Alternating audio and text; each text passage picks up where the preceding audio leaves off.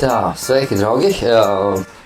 Prieks jūs atkal uzrunāt, un šodien mēs runāsim par tādu tēmu, kā noteikt tēju kvalitāti no savas slapas. Ja? Mums vakardien bija jautājums par to, kad sausā veidā tēja kā tēja, ja mēs pērkam izbaramo, kaut kur mēs esam aizbraukuši, kaut kādās valstīs, ņemam vērā par piemēru kaut kā to pašu Ķīnu vai Grūziju vai Krasnodaru vai visas tējas ražošanas valstis, Indija, Dažirlings. Un mums ir iespēja nopirkt tēju kaut kur tā kā veramu, kā lai noteikti viņas kvalitāti. Viens no veidiem ir pajautāt tiešām vai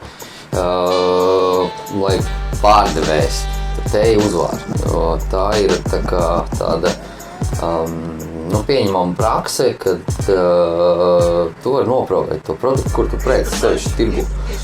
Un pajautāt tējas tirgotājiem, lai viņš uzvār to tēju, ko viņš pārdod, tas ir diezgan normāli. Un manā skatījumā tas ir tāds veids, kā tam vajadzētu būt. Un, ja gadījumā tēja netiek, jūs nevarat, jums nav tāda iespēja viņu noprovēt, tad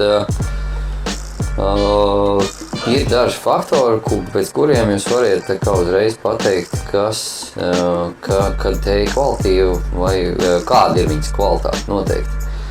Un tie lūk ir šādi, tad vizuālais izskats pirmais, ko mēs redzam. Kādi faktori mums var būt, par ko runāt. Ja? Mēs ņemam tēju, skatāmies, vai gadījumā kāds ir izskats, sausā tēja, kādas ir lapiņas, piemēram, tā putekļu daudzums, mēs to jau uzreiz varam redzēt, kārtiņa un lapiņas, cik rūpīgi ir atlasīt, izdarīt atlasi, veicot tējas pārvākšanu. Ja? Un tad pirms fasēšanas notiek gradācija, jo tēja, vismaz tā, kad rūpnieciski tiek iedalīti vairākos segmentos tieši pēc kvalitātes. Ja? Un te mēs varam redzēt dažādas lietas. Tad, kā pieņemsim, šeit mums ir lapu izmērs. Ja?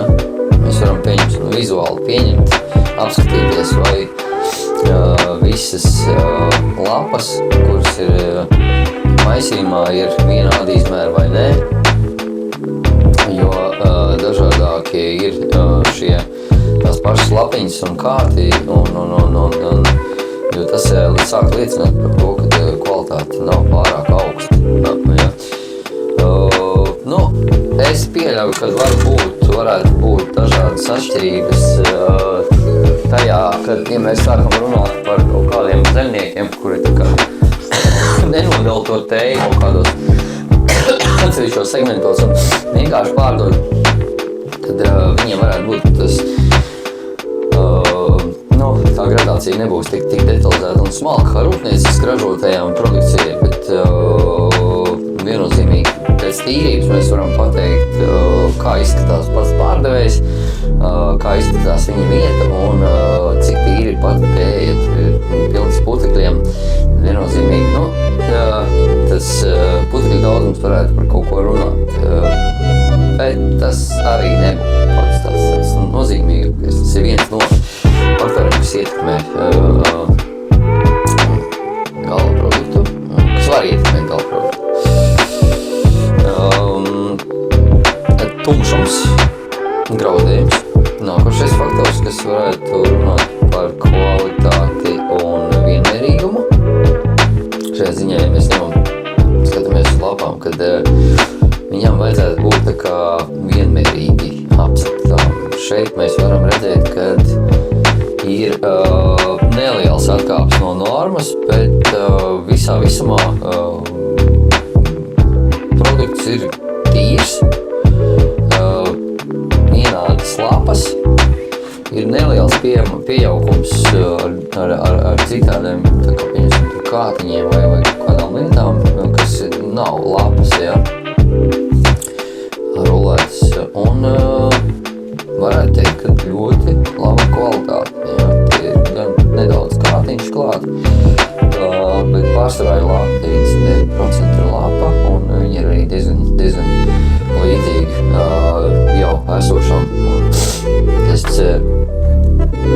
sakot, vienmērīgums. Produkta substrāta vienmērīgums. Nu jā, tas ir nākošais faktors. Tad, ko mēs vēl varam pateikt par tēju? Nu, protams, aromāts. Aromāts sausā veidā un aromāts slapjā veidā. Ja nav iespējas uzvārīt, tad tikai aromāts sausā veidā. Un to mēs arī varam nobaudīt un sajust. Protams, mitrs būs spilgtāk izteikts aromāts nekā sausam, tāpēc ar to jārēķinās. Un jo svaigāk būs tēja, jo sausā veidā viņa būs aromātiskāka. Jo vecāk tēja, jo sausā veidā viņa būs mazāk aromātiska, jo tas etriskais eļas izgaro un paliek tikai tas pats sausais substrāts, kuram aromāts pat par sevi mazinās ar laiku. Tad, attiecīgi, nākošais posms mums būtu uzvārīt tēju, ja mums tāda iespēja ir. Tātad ņemam pēc klasikas visus atribūtus, kas mums ir nepieciešams tējas vārīšanai. Nu, šajā gadījumā izmantosim teikanu un, pēc, kad es atbinātu, man patīk vārīt teikanā. Tur var būt gan gaivāns, gan krūzeļi, kas mums labāk patīk, tāpēc, par šo jautājumu var būt dažādi viedokļi katram. Un tas nav nosūdoši, tāpēc, kad varīt teju var jebkādā veidā un ja kādā formātā, galvenais, lai mums būtu ūdens un trauks, kurā to izdarīt.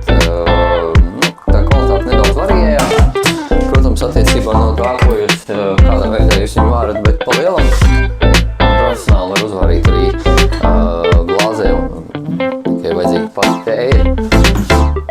Labs ūdens un meistarīga roka. Pēc tradīcijas tad mēs uzsildam šo teikanu un arī visi trauks, ar kuriem strādāsim. Te mums ir noliemais trauks, tāds mums jaupāņu trauks. Šos jaupāņu trauks es ieteiktu visiem, jo viņi ir diezgan izturīgi. Tādi plānie maziņie, kas Ķīnas ražojumi, viņi ir eleganti, viņi ir skaisti, bet viņiem ir grūti panākt ilglaicību. Tādā ziņā, lai viņi strādātu ilgi. Trausums, kā vienmēr, kā mēs visi ļoti labi zinām, ir un paliek tikai vienīgi trausls.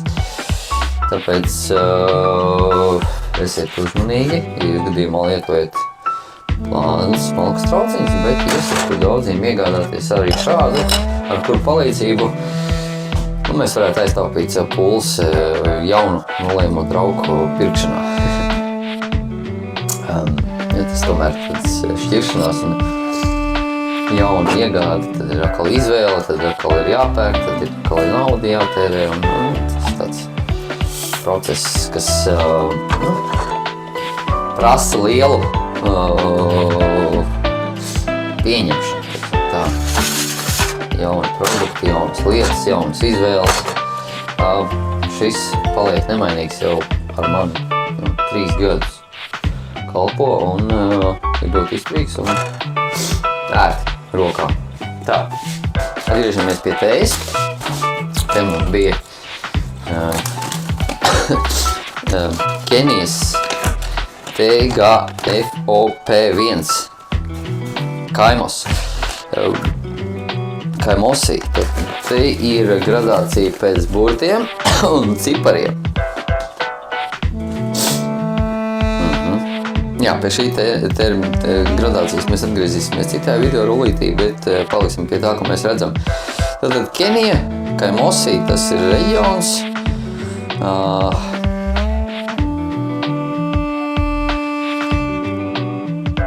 Jā, kā jau arī ražotājs mums te raksta, kad ir gan pumpuri, gan arī lapas. Pumpuri mazāk nedaudz, tie pumpuri arī gaišāki. Jā. Ražotājs mums raksta, kad ir biezs, full body, citric taste and a mild pleasant aftertaste. Lūk, tas ir tas, ko raksta mums ražotājs. Mēs varam to ņemt kā bāzi, kā pamatu, un tad pieņemot viņu un izdarot savu lēmumu, attiecīgi, kad te būs gatava, arī tad pieņemt lēmumu vai pirkt vai nepirkt. Ja? Un, nu jā. Es ļoti atvainojos. Tā. Mēs piebersim vēl nedaudz tējas. Man liekas, ka varētu būt pa maz, ja? Tad mēs varam apskatīties, kāda ir pārējās lapiņas. Tā mums nedaudz baterija iet uz beigām.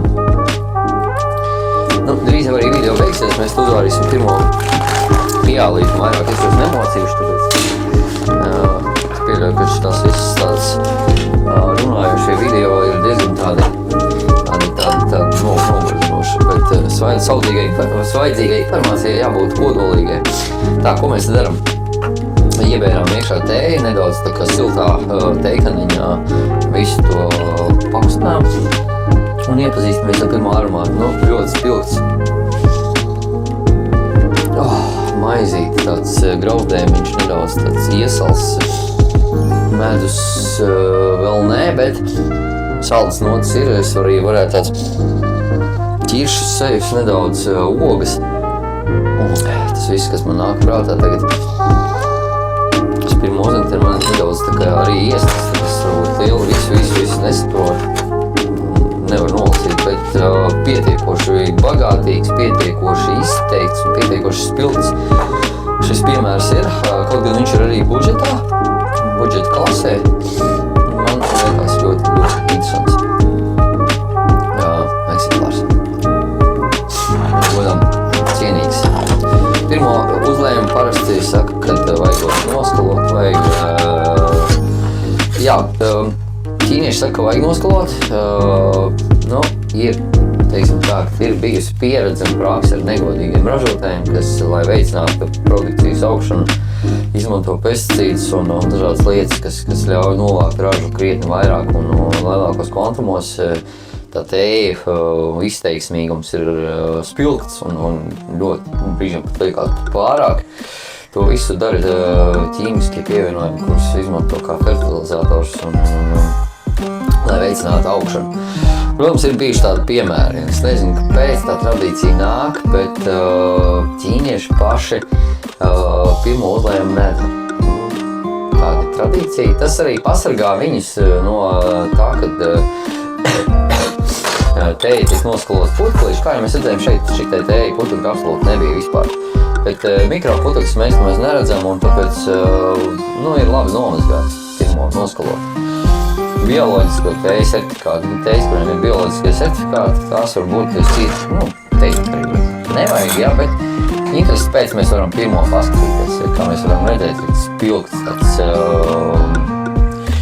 sarkans, zintarīgs, tāds tonis, krāsa ir ļoti skaista, bet var redzēt nedaudz duļķīti, jā. Tas ir tas pirmais uzlējums, kas vienmēr visiem būs, un viņš būs tāds nedaudz duļķaināks. Un ja mēs to pirmo nolējam, tad,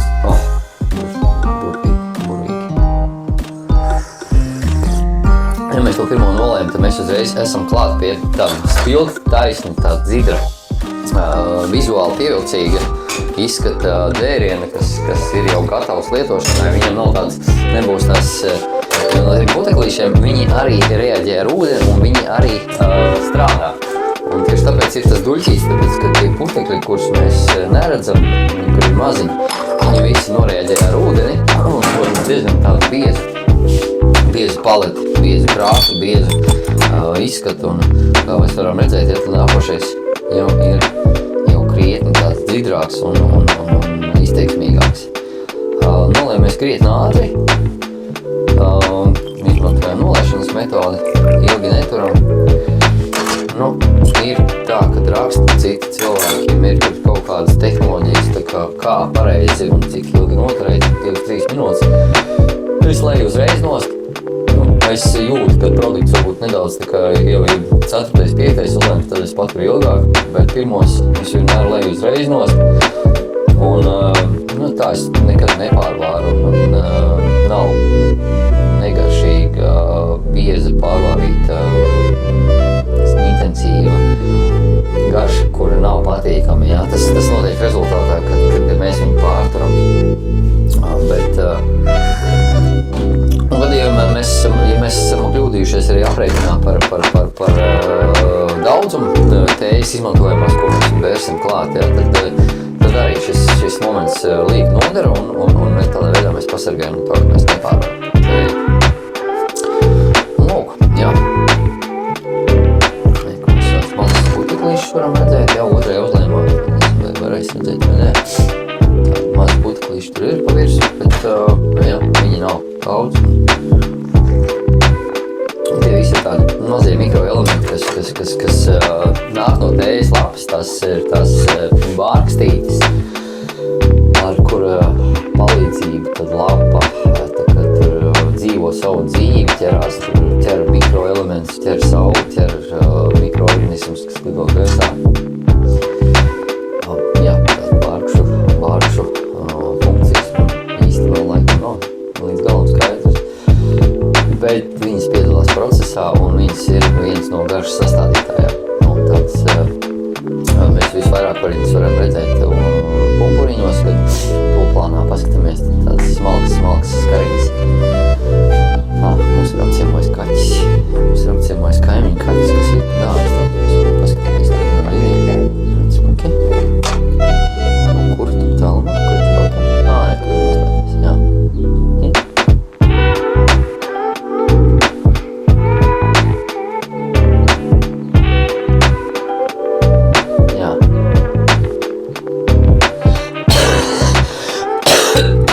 Tā, draugi, vēlreiz atgriežamies tad pie mūsu dēļiena. Garša, ko mēs varam noteikt pēc garšas, pēc krāsas, pēc pašas uzlējuma. Mēs varam redzēt dzīdrums, kāds ir, ja? Kāda ir krāsa. Šie visi elementi nosaka kvalitāti. Dzīdrums uzlējumam, krāsas, pilkums, piejaukumi, duļķainīgums, kaut kas pēl pa virsu, mēs uzreiz redzam, ja tur viss kaut kāda šīkuma, tad mēs varam pateikt, kaut kas nav labi, ja. Vēl vienreiz atgriežoties pie pirmā uzlējuma, ja mēs gadījumā nolējam pirmo uzlējumu, kā saka pašražotāji, tad, ja gadījumā arī kaut kāds pesticīds tur trāpījies vai kas, tad pirmo uzlējumu tas viss tiek noskalots, ja, ar grādiem, ko mēs uzlējam virsū un ātri nolējam, tad tas pirmais aiziet projām un paliek tikai pats substrāts. Tā saka ražotāji, cik tā ir patiesība, cik nē, es tā neiešu secināt vai spriest, bet tā runā. Un attiecīgi garša. Patīkams tāds rūkumiņš, bet ļoti sabalansēts. Spēcīgs raksturs, ļoti interesants. Tāds, jā, tas ir tāds Kenija, Āfrika ir pavisam cita garša pasaule, atšķirībā no Ceilonas un Ķīnas. Citi klimatiski apstākļi, citas saules ietekme, cita brunts, citādas metodikas, novākšanas. Bet ļoti interesanti un spilgti tēja no Āfrikas Kenijas ražotājiem, tāpēc mums kā tējas minotājiem ir jāatbalsta ražotāji, manā skatījumā tādi maziņi, kas pārņemt un kaislīgi dara savu darbu un ražo un turpina mums sagādā prieku, ražojot gardas un burvīgas tējas. Tā, draugi, nākošos videos apskatīsimies arī citus jautājumus, kas jums varētu interesēt. Ceru, ka šis video jums noderēja. Man sauc Kaspars Ulānovs, es esmu teritorija projekta dibinātājs un būšu pateicīgs, ja jūs atbalstīsiet manu kanālu ar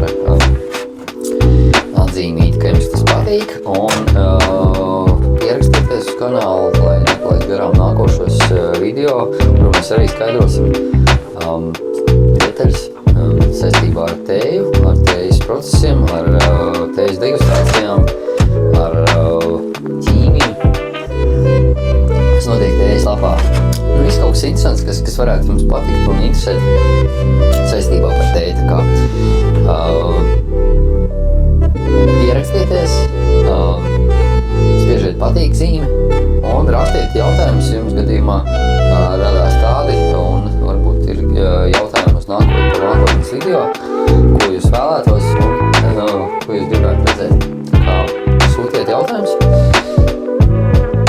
ātrāk vai vēlāk es uz viņiem atbildēšu. Tā kā lai jums jauka diena, patīkams tējas dzeršanas un baudiet, nebaidieties, eksperimentējiet, skatieties, kas jums patīk, kas vairāk, kas mazāk, kādas ir atšķirības, kādas nianses. Tas viss ir tāds pētāmi jautājumi un patīkams veids, kā pagātināt savu dzīvi ar kaut kādu nodrīgu un patīkamu hobiju.